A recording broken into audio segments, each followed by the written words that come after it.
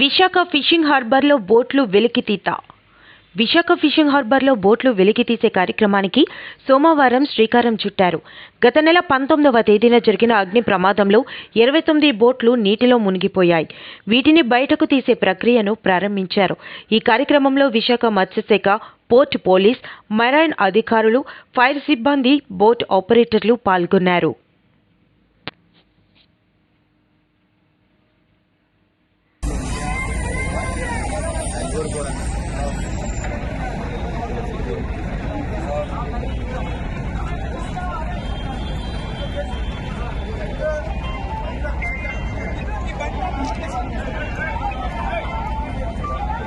చెప్పనా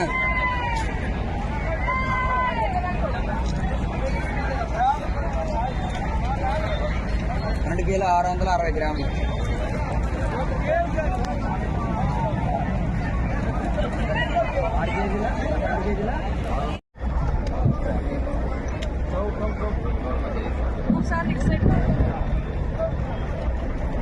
చెప్పండి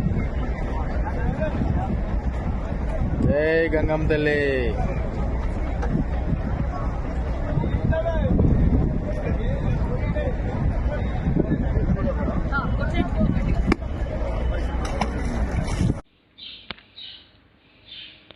జిందాల్ స్టీల్తో చీకటి ఒప్పందాలు బయట పెట్టాలి. కేంద్ర ప్రభుత్వం స్టీల్ ప్లాంట్ను దెబ్బతీసే కుట్రలు ఆపాలి. CPM demand. కేంద్రంలోని బీజేపీ ప్రభుత్వం జిందాల్ స్టీల్తో జరిగిన చీకటి ఒప్పందాన్ని బహిర్గతం చేసి విశాఖ ఉక్కును పూర్తి స్థాయి సామర్థ్యంతో నడిపే చర్యలు వెంటనే చేపట్టాలని సిపిఎం విశాఖ జిల్లా కార్యదర్శి ఎం జగ్గునాయుడు డిమాండ్ చేశారు. సిపిఎం జిల్లా కార్యదర్శి వర్గ సభ్యులు ఆర్కేఎస్వి కుమార్తో కలిపి సిఐటియు జిల్లా కార్యాలయంలో జరిగిన ప్రెస్ మీట్లో ప్రసంగించారు. విశాఖ ఉక్కును స్ట్రాటజిక్ సేల్ పేరుతో 100% అమ్మకానికి పెట్టిన కేంద్ర బీజేపీ ప్రభుత్వం ప్లాంట్ను, కార్మికులను సంక్షోభంలోకి నెడుతోంది. సంవత్సరానికి 2 లక్షల టన్నుల ఉత్పత్తి చేసే బ్లాస్ట్ ఫర్నేస్ 3ని గత 2 సంవత్సరాలుగా మూసివేసింది. సంవత్సరానికి 1 కోటి టన్నులు ఇనుప ఖనిజం ప్లాంట్కు అవసరం. దీనిని కిరణ్డోల్, బచేరి, బైలదిల్లా గనుల నుండి ఇంతవరకు సరఫరా చేసేవారు. కానీ ఈ సంవత్సరం 40 లక్షల టన్నుల మాత్రమే సరఫరా చేశారు. ఈ గనులు ప్రైవేటు వారికి ఇచ్చి స్టీల్ ప్లాంట్కు బళ్ళారి కుమారస్వామి, దోనమలై గనుల నుండి ఖనిజం తెచ్చుకోమంటున్నది.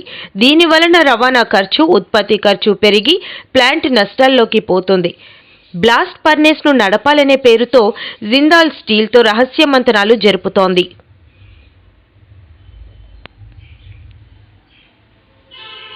పెట్టే పని చేపట్టింది.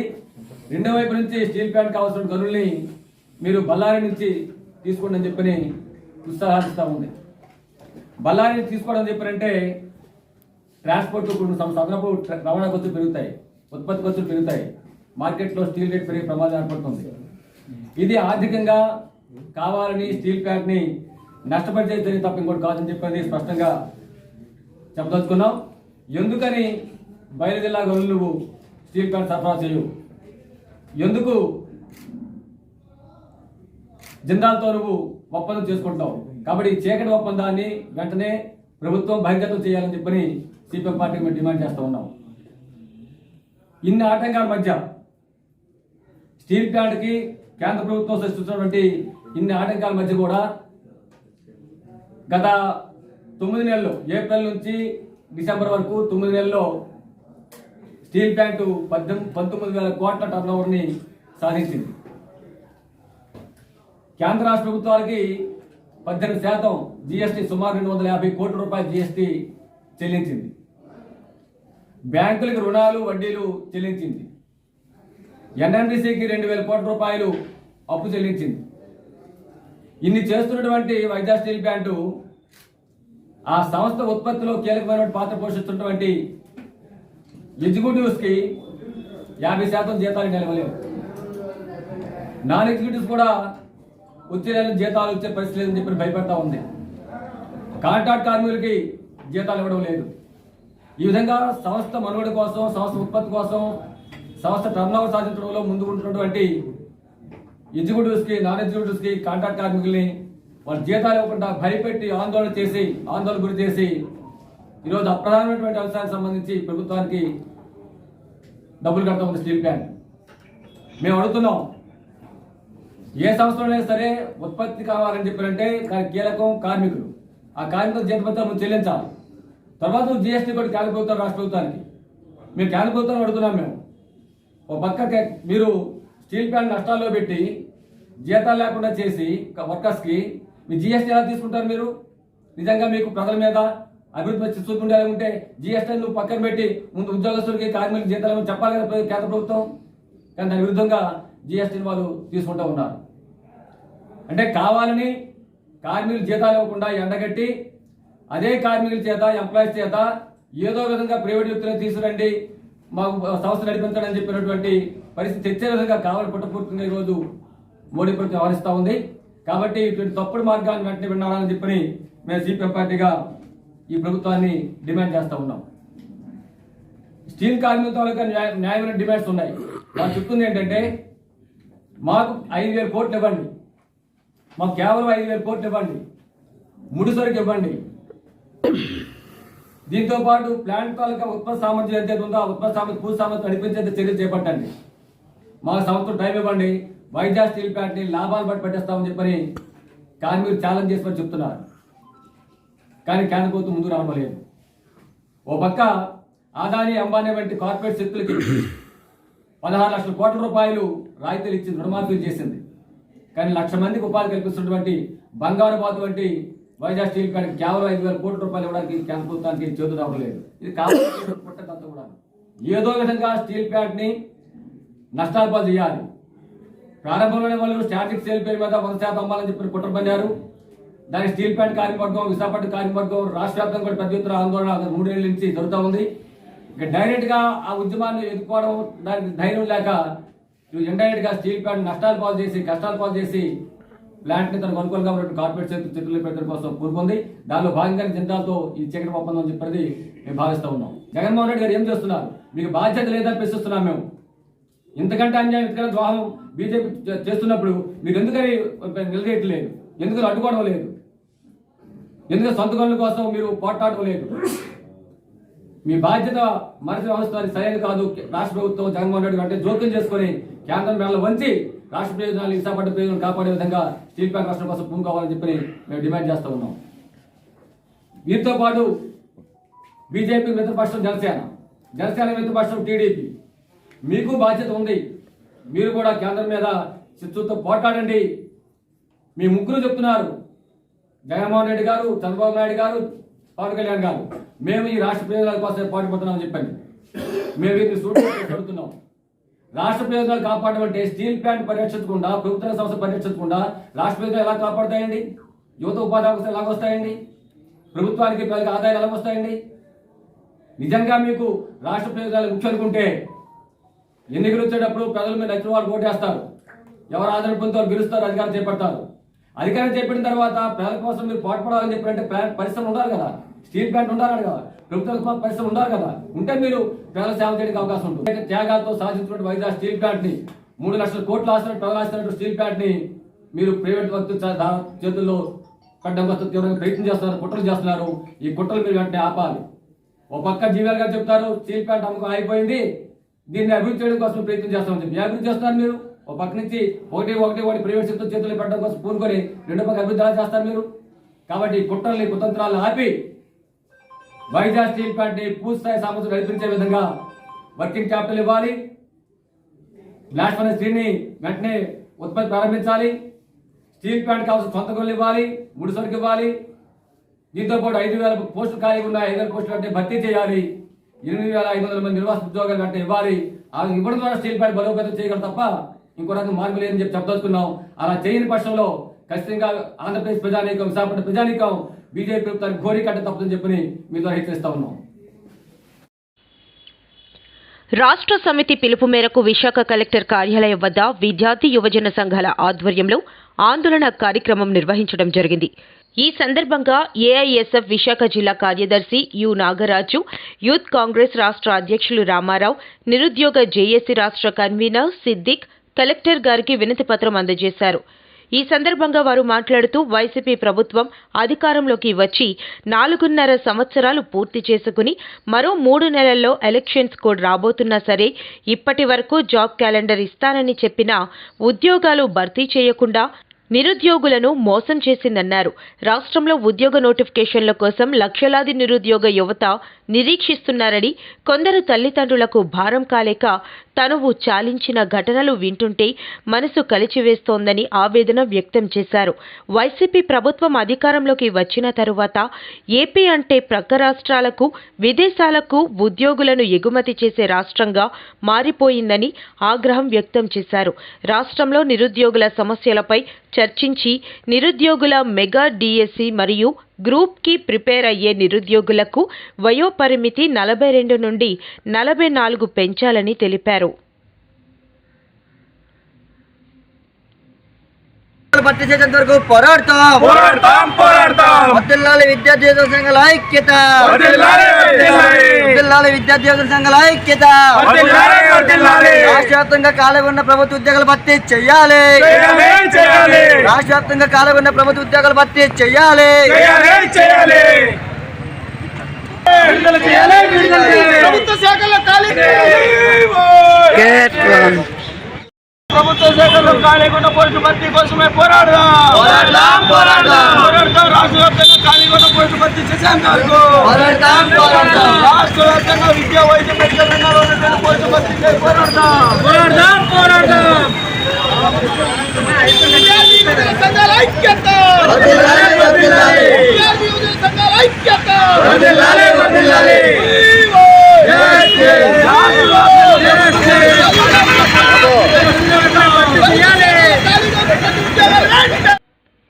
ఓడిపోయే సీట్లు పవన్ కళ్యాణ్కు ఇస్తున్నారు.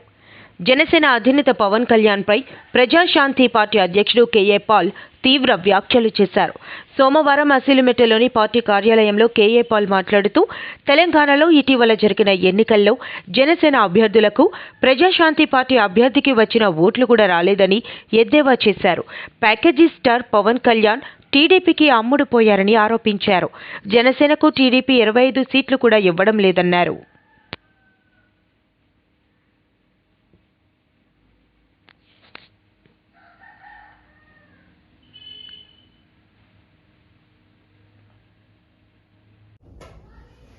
ఇప్పుడే బ్రేకింగ్ న్యూస్ విన్నాం. ప్రైమ్ మినిస్టర్ నరేంద్ర మోదీ గారు సికింద్రాబాద్ నుంచి ఎంపీగా పోటీ చేస్తారని. మోదీ గారు, నిజంగా నేను మీకు ఛాలెంజ్ చేస్తున్నాను. సికింద్రాబాద్లో కానీ లేదా మీ అదానీ స్టీల్ ప్లాంట్ కొనాలని 8 లక్షల కోట్లది 8,000 కోట్లకి అక్కడ కానీ మీరు పోటీ చేయండి.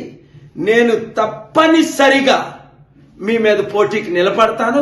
మా తెలుగు సత్తా అప్పుడు ఎన్టీఆర్ గారు ఇందిరాగాంధీకి చూపించారే, ఇప్పుడు మా తెలుగు సత్తా మీకు, మీ బీజేపీకి చూపిస్తాం. 20 కోట్లు ఉద్యోగాలు ఇచ్చారని మీకు ఓట్లేయాలా? సంవత్సరానికి 1,00,000 కోట్లు కాంగ్రెస్ పార్టీ అప్పు చేస్తే మీరు నెలకు 1,00,000 కోట్లు అప్పు చేసి 130 లక్షల కోట్లు అప్పు చేశారని మీకు ఓటేయాలా? ఇచ్చిన వాగ్దానాలు ఒకటి నెరవేర్చలేనందుకు ఓట్లేయాలా? నల్లధనం తీసుకొచ్చి ప్రతి ఒక్కరికి 15 లక్షల రూపాయలు ఇస్తానని 15 రూపాయలు ఇవ్వనందుకు ఓటేయాలా?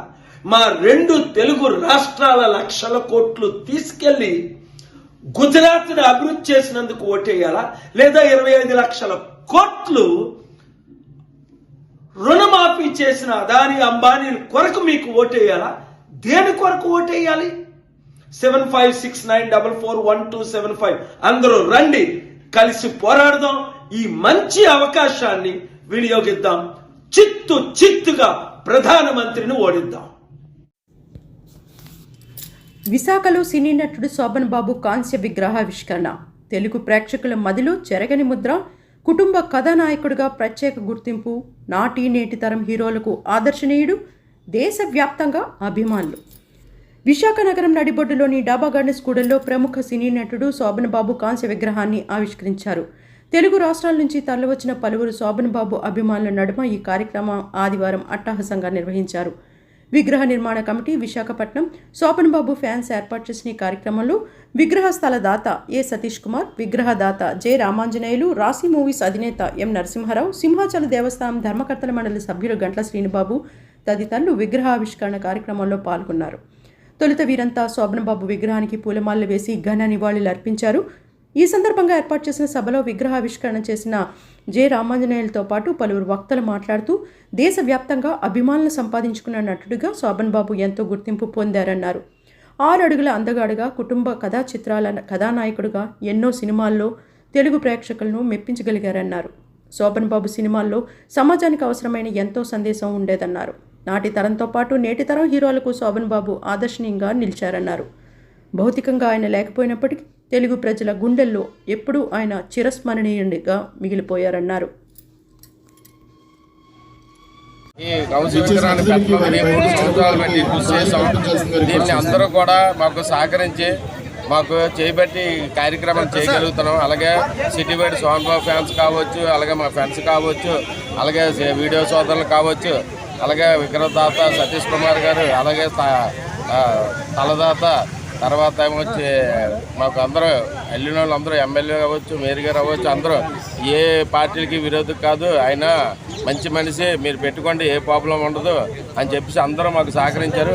అలాగే శ్రీనుబాబు అయితే ఫస్ట్ నుండి కూడా ఈ కృషి చేస్తాను, నీకు ఎందుకు అవదురా పర్లేదు, నేనే ముందు లెటర్ ఇస్తానని ఫస్ట్ లెటర్ నాకు ఇవ్వడం జరిగింది ఈ కౌసు విగ్రహానికి పెట్టడానికి.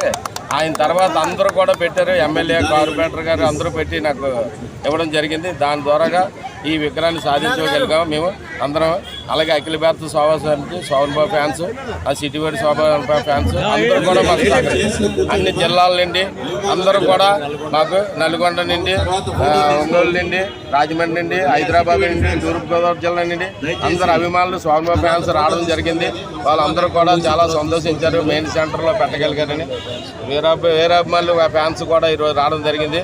కృష్ణ ఫ్యాన్స్ అవ్వచ్చు, రామారావు ఫ్యాన్స్ అవ్వచ్చు, బాలకృష్ణ ఫ్యాన్స్ అవ్వచ్చు, నాగార్జున ఫ్యాన్స్ అవ్వచ్చు, అందరూ కూడా బాలకృష్ణ ఫ్యాన్స్ అందరూ సహకరించారు. మాకు ఈ సహకారం వల్ల మేము ఇక్కడ పెట్టవడం జరిగింది. Vizag journalist forum press club కూడల సమీపంలో మరి 6 అడుగుల అందగాడు, సినీ నటుడు, తెలుగు ప్రేక్షకుల మధ్యలో చెరగని ముద్ర వేసిన శోభన్ బాబు గారి కాంస్య విగ్రహాన్ని ఈరోజు ఆవిష్కరించడం జరిగింది. రాష్ట్ర వ్యాప్తంగా అనేక మంది ప్రముఖులు ఈ కార్యక్రమంలో పాల్గొన్నారు. విశాఖ నగరానికి చెందిన శోభన్ బాబు ఫ్యాన్స్ చాలా కాలం నుంచి కూడా ఈ విగ్రహం ఏర్పాటు చేయాలని సంకల్పించి అందరూ సహకారం తీసుకొని ఈరోజు అత్యంత గ్రాండ్గా కూడా శోభన్ బాబు విగ్రహం ఏర్పాటు ఈ సందర్భంగా కష్టపడి పనిచేసిన శోభన్ బాబు ఫ్యాన్స్, అభిమానులు, అదేవిధంగా వివిధ ప్రాంతాల నుంచి తరలి వచ్చిన పెద్దలకి అందరికీ కూడా పేరు పేరున ధన్యవాదాలు తెలియజేసుకుంటూ ఇటువంటి కాంస్య విగ్రహం ఏర్పాటు చేసి చక్కగా చెక్కిన వారి దాతలు కూడా ధన్యవాదాలు తెలియజేసుకుంటున్నారు.